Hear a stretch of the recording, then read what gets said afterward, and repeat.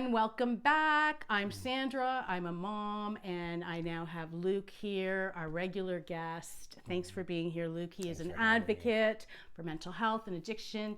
He has been in recovery for over 2 years. Our last video, I will link it up in the comments or in the description because Luke shared some of the trauma that started out in his life in elementary school. And I'm just going to give them a quick synopsis. In elementary school, that's when you were diagnosed with ADHD, learning differences, etc. Things happened. Watch the video. Shortly after that, you started smoking weed. And I just want to warn you, this trigger warning that we are going to be talking about sexual assault, because after your elementary years, going into high school, do you want to share your major trauma that you had in your life and what led you into the spiral of addiction? Yeah, sure, Sandra. So getting into high school, it's a whole new thing. As I shared in the last video, I'm full of fear, thinking I'm stupid. And I get into high school, and a couple months into it, I get into a relationship, and in this relationship, I was able to start drinking up at this person's house, and I had my first probably real drunk, where for the first time in my life, I felt like I was at peace, and I could be me, and I can be around people. I belonged. Liquid courage. Liquid courage. Liquid yes, courage. Yes. It changed I everything. Looked better. The pimples fell off. Right. You know, I could dance. Right. And stuff like that. And I remember I just wanted to live in that space. Wow. So I lubricated with marijuana until I could drink on the weekends, because we were allowed to drink there. It was one of those, as long as I know where you guys are, it's safe type thing. And a year after that, just when I was turning 16, I went on vacation with my family and the person I was with's family too.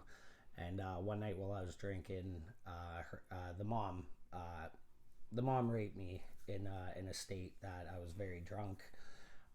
And then it continued again when we got back to Canada. And I was manipulated, told this happens a lot more than you think, and that it's okay. And there's a lot of emotions behind it, the secrecy of this going on. And you were how old? So I just turned 16. Just turned 16. The first time it happened. And she's a grown adult. Yeah, I turned 16 in May, and then it happened in June while we were on vacation. Wow. And that was another huge turning point for me, and that's where on the weekends I would start getting blackout drunk, because I couldn't share it with anybody. I'd go home, my parents asked me how the weekend was, and that would happen again on the way home when I would get driven home, and I had to hold this secret inside, and I had all sorts of emotions of what to do. I was living a double life, and it was the pressure of it was killing me. And family members and even the person I was with at that time was trying to understand, why do you keep having these angry outbursts? And because I just felt like I was trapped in it. And when I finally came out with it, I went to the police, and a number of years later. So it would have been. How many years did this go on for? 4 years in total. This went on for. This actually turned into, and this was something that was hard to admit, and I never considered it rape until I went to therapy about almost 2 years ago and started therapy, which I continue today. And my therapist could tell that I didn't want to say that it was, because when I opened up about it to the police said they talked to the person. They said it was consensual, which I know today through a lawyer, at least sexual exploitation could have got laid on this person. Right. Because the consent age is 16, but goes back up to 18 if it's somebody in a position of power or authority. So I held a lot of anger when I went to the police, and they didn't believe me. Also, I lost a lot of friendships. The finger turned on me, and I had so much anger towards the world. I just want to say I'm so sorry, Luke, that you went through this because of society. If you were a female 16-year-old and a 40-something man sexually assaulted, it's a totally different story, right? So you were treated badge of honor, you're a young boy, and so to go through that, and that's where I stopped talking about it completely, because a few males that I mentioned it in front of would be like, why are you effed up over that? I wish that happened to me. And it's that's how our society is with that. And what happened with this too is the amount of trouble I got into with my own relationships. Like, I'm somebody who's had Right. to do the PAR program with domestic. And The PAR, what's PAR? it's like partner assistance for like with okay. any Like charges that have to do with partner, intimate partner stuff. Right, which okay. This is hard to admit, but this is my past. This is trouble I've gotten into because it twisted up every intimate relationship I had. I don't know what love is. I'm afraid that people are just gonna leave me or it's gonna get taken away. Right. And it just caused a lot of carnage up here. up in my head. Yeah. Because something happened when you were young. You didn't understand it. You might have been going through, and this, and I'm apologize if I'm being too explicit. Again, trigger warning. But you're a young male, and you're feeling your body's reacting to what's happening. So I could only imagine the confusion. And so this went on for a few years, skip ahead, and now you're into other relationships. What's normal in a relationship, right? I don't know what's normal, because that's another Right? thing, the confusing thing. One thing that was so hard to admit is in those 4 years, there were these moments of I liked certain things. Right. Like certain things It were like messes with you. normalized, and people are telling you they love you, and you don't realize till you do the therapy work and really open up about it, of like how manipulated at a young age, like crucial years with brain development. I got that going on. Right. Smoking marijuana every day, drinking every weekend. Yeah. When did the drugs start? So it So started with alcohol, the and drugs then started more right after I went to the police. okay. That, So it then- escalated yes, it again. And then it escalated into the drugs, the cocaine, ecstasy, and all that, and violence, and hanging out with some of the wrong crowds. I just had a lot of anger in me, because there was a part, it was almost like I wasn't believed. And some people Right. looked at me like I did this wrong thing in that whole situation. And today, like, I've been able to openly talk about this right now, because I know, like, I didn't do anything wrong. Right. I didn't do anything. No, you did nothing wrong. Nothing. And this is what people need to understand is that, you say, Gabor Mate says, don't ask why the addiction.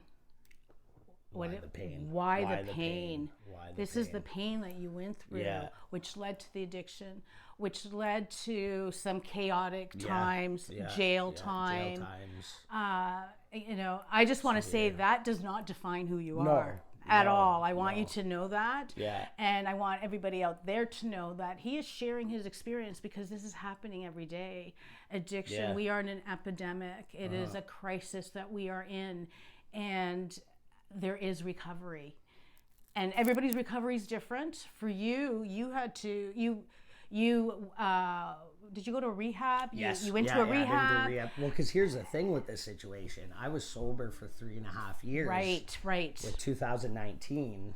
And I am getting into a relationship with a woman who's 13 years older than me. She was around the same age as that lady was.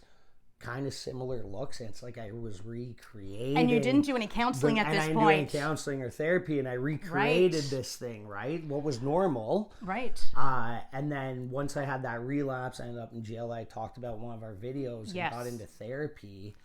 I really, like, here's the thing. I'm not responsible for what happened. Right. But Right. that- 100%. That kept me in bondage for so long, where today, doing the work, accepting this happened, I can't change it. Right. I've gotten to this place of forgiveness for that person, which it's not for them, it's for me, because now they don't rent space in my head.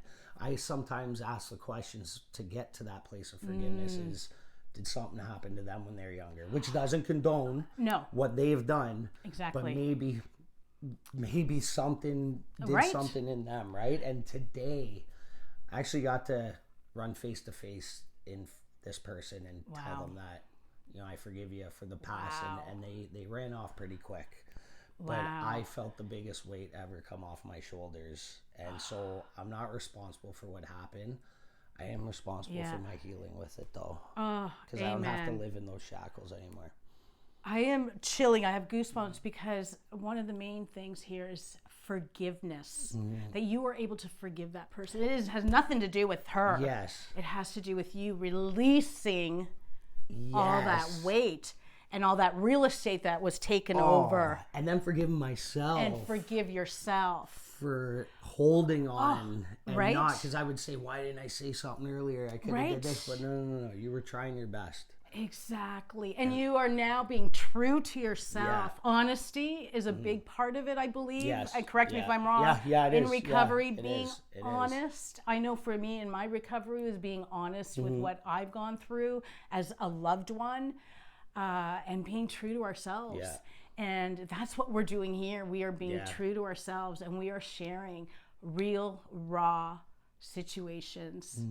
And thank you, Luke. My heart.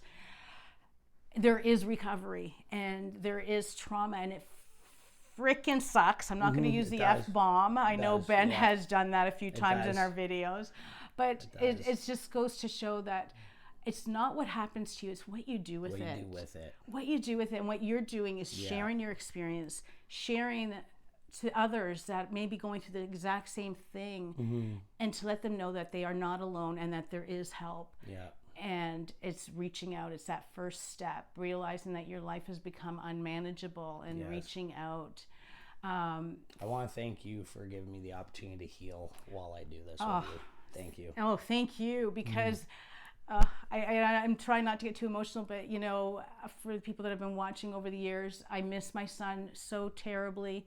And I believe that things happen for a reason, as much as some of those things suck. But I know that I found my purpose because of Ben. I've met you because of Ben. And we are hopefully, and I know we are, not hopefully, we are helping others. We are. And I just want you all to know that you are not alone. And remember, where there is breath, There is hope. right on. Take care, everybody. Thank you. Take care, guys. See you again soon.